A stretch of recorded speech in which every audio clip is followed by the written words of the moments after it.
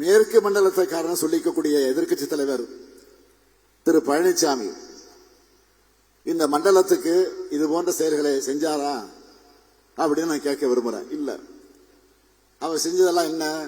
வெறும் துரோகம்தான்.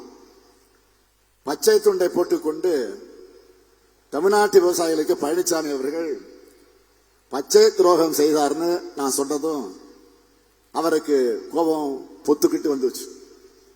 சொல்றாரு, நான் ஒரு விவசாயி, இப்பவும் விவசாயம் செய்யறேன்னு சொல்றார் பழனிசாமி. அவர் ஒரு துரோகி, இப்பவும் தொடர்ந்து துரோகத்தை செஞ்சிட்டு இருக்காருன்னு தான் சொல்லிக்கலாமே தவிர அவரை விவசாயின்னு சொல்றது உண்மையான உழவர் பெருமக்களை அவமானப்படுத்துறது சமமாயிடும். நெல் கொள்முதல்ல ஈரப்பதம் தளவு தொடர்பான தமிழ்நாட்டின் கோரிக்கையை ஒன்றிய பாஜக அரசு நிராகரிச்சுட்டாங்க. பழனிசாமி அவர்கள் உண்மையான விவசாயம் இருந்தா என்ன செய்யணும்? என்ன செஞ்சிருக்கணும்? மோடி அவர்களே, பிரதமர் அவர்களே, மோடி அவர்களே, தமிழ்நாட்டின் கோரிக்கையை ஏற்கணும். பிரதமர் மோடி அவர்களே என்று ஒரு கோரிக்கையை சொல்லி இருக்கணுமா வேணாமா? டெல்லியில பல கார்கள் மாறி மாறி போய் யார் யாரையா சந்திக்கிறீங்களா? தமிழ்நாட்டு விவசாயிகளுக்காக கோரிக்கை வைக்க பிரதமரை சந்திக்கிறேன்னு சொல்லுங்க.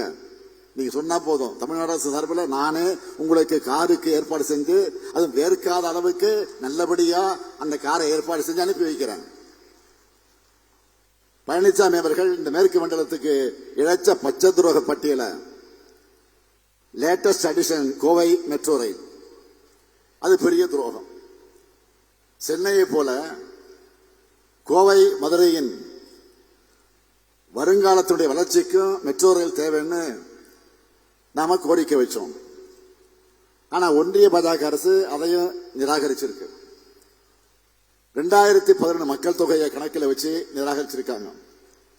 இப்போ 2025 ஆண்டு சென்சஸ் எடுத்தா 20 லட்சத்துக்கு அதிகமாக இருக்கும்.